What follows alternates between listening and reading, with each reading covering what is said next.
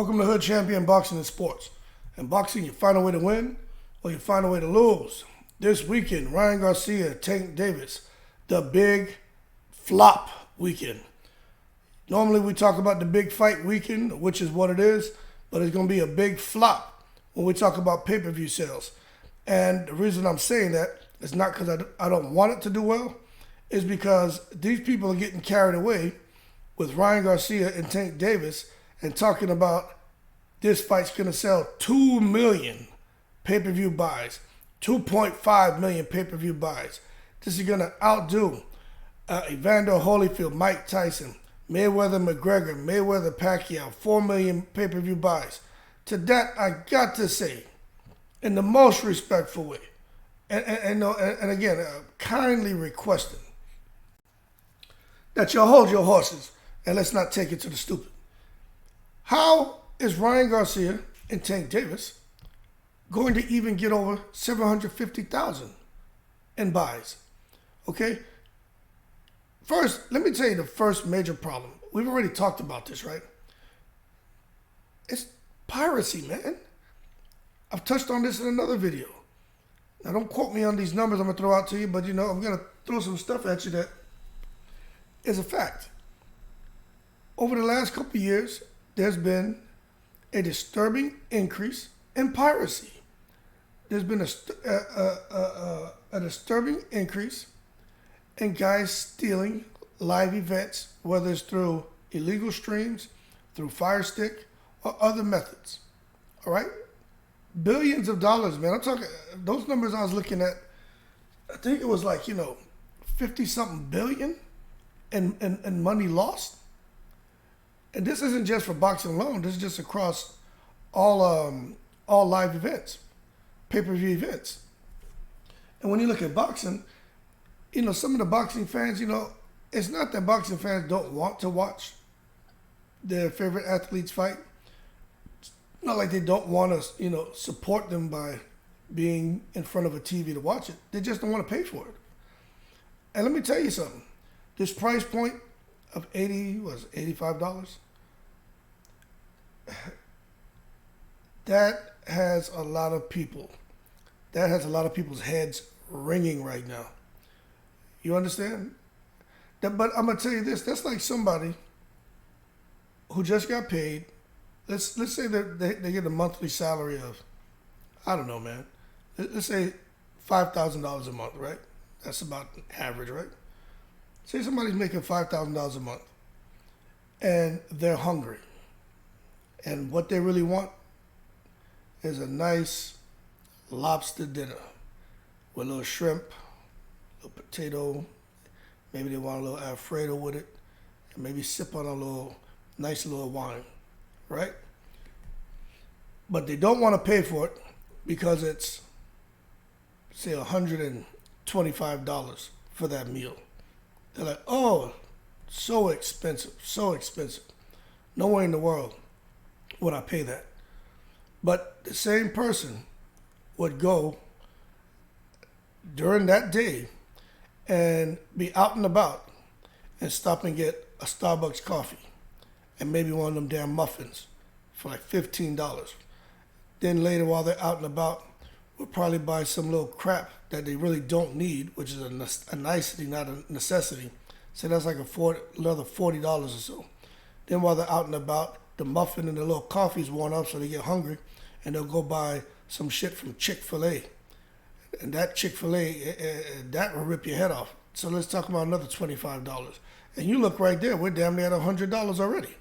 But what they really, really want, they won't spend the money for.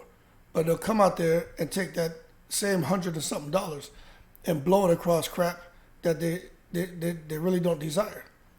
So my thing is, I get it, $85. I mean, it's not $19.99, but I personally think people would complain if it was $19.99. But spend your money if that's what you really want to do. I'm going to tell you, I learned that lesson the hard way. I remember sitting there, man, and wanting to watch boxing. And it's like, I was trying to figure out ways. I'm talking about years ago, man, trying to figure out ways to watch the fight, calling friends, trying to figure out how to legally stream it, clicking on stream after stream. You may get the first minute, 3 minutes of it. Then they got this weird image that just appears and blocks out the damn fight. You just see their feet moving around underneath the image. You hearing the commentary, but you can't see it.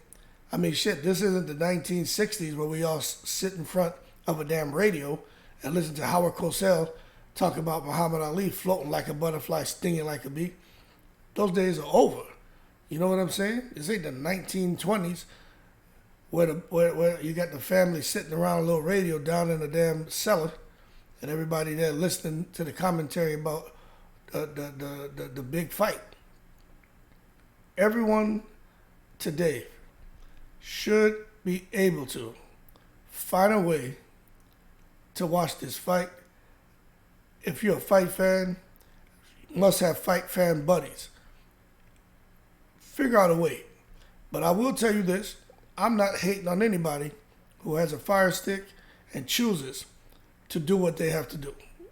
Because one thing I truly believe in, if you can't afford that $85 and you misplace where your money's going, instead of your necessities, you focus on niceties, things that are not a priority, and now you need that $85 for groceries and you don't have it. Tank Davis and Ryan Garcia are not sending you no damn $85 to help you out with your grocery bill to make sure you can go out here and put food in the house. So at the end of the day, you got to do what you have to do.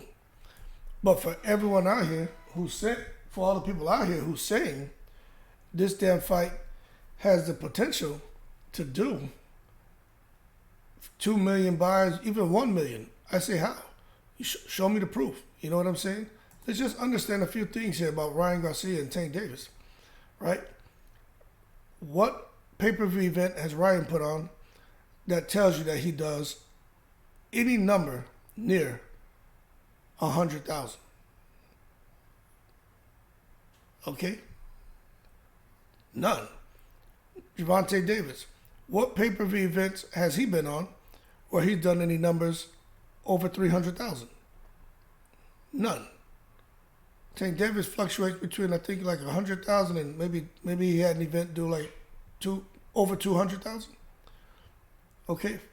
So on their own, they can't even crack, let's say 300,000. Ryan Garcia, he can't even crack an egg, right? Bringing two superstars together, because that's what I'm going to call them, because I'm not hating on them. We're being real, okay? They're both superstars. They both can fight, and they both have amassed large followings. Their large followings don't want to pay for no damn pay-per-view. Because Tank Davis, the amount of people that watch his fight, Ryan Garcia, he hasn't had the opportunity to try to headline a pay-per-view event, but there are a lot of people who watch their fights. But for Tank Davis, majority of his fans, they illegally stream it. But now you're bringing two superstars together. That should definitely help with the pay-per-view sales, because I've done a video on this, and I'm going to stand by it. What we're bringing together in Gervonta Davis and Ryan Garcia, we're all adults, we're having a conversation, but at the same time, got a little bit of a sense of humor too. So if you're sensitive, jump off the channel right now. We're bringing together Hollywood and Hollywood, or Hollywood versus Hollywood, however you want to see it. Gervonta Davis, Hollywood. Ryan Garcia, Hollywood. And I mean what I'm saying. Gervonta Davis keeps saying, Ryan Garcia isn't cut like me. He's not built like me. He hasn't been through what I've been through. Gervonta Davis and Coach Calvin Ford openly talk about the 10-plus fighters they came up with that are all dead. Now, that causes a certain amount of post-traumatic stress on a person. And Gervonta Davis carries that with him.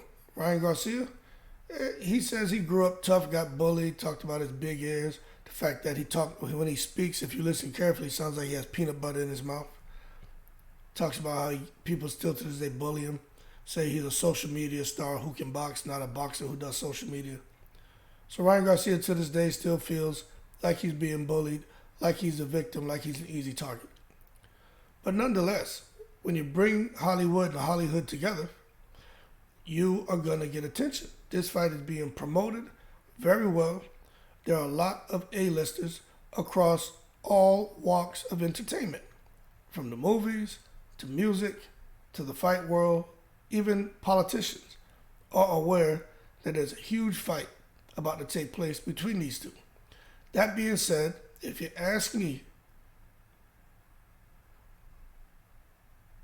what do I anticipate the pay-per-view numbers as far as the sales looking like? I'm gonna tell you the sweet spot for me is 500,000, and that's why I say we're playing it safe.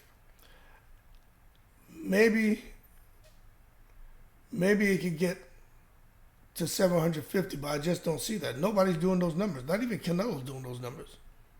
So I think 500,000 is a sweet spot. And that's me being that's me crossing my fingers, crossing my eyes, crossing my legs, chicken cross the road, call the Red Cross, hot cross buns. Hey, cross your T, hey, cross that out, that's wrong.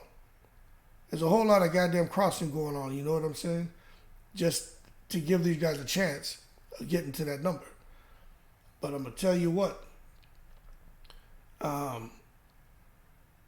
think a fly, when it comes to these guys getting to $1 million, 1 million pay-per-view sales, I think a fly has a better chance of landing in the ass of a bull that knows it's fly season. And you know, when a bull knows it's fly season, his ass gets tight and he's not letting no fly in. And I think a fly has a better chance of getting in the ass of a bull during fly season, because I just don't see it. Deontay Wilder can't hit those numbers. Earl Spence can't hit those numbers. Well, you already know the deal with Terrence Crawford. There's these guys who, Caleb Plant and Benavidez, that was a huge fight. They didn't hit those numbers. They ain't even hit 100,000. You know what I mean? Nobody's doing that. Not even Canelo's doing those numbers anymore. So it is what it is. And Canelo has a whole damn Mexico behind him, and some other Spanish-speaking countries, and a large part of America. But Canelo, even his numbers aren't really looking that great. When him and Triple G hooked up, and that last time, you know, the numbers weren't fantastic.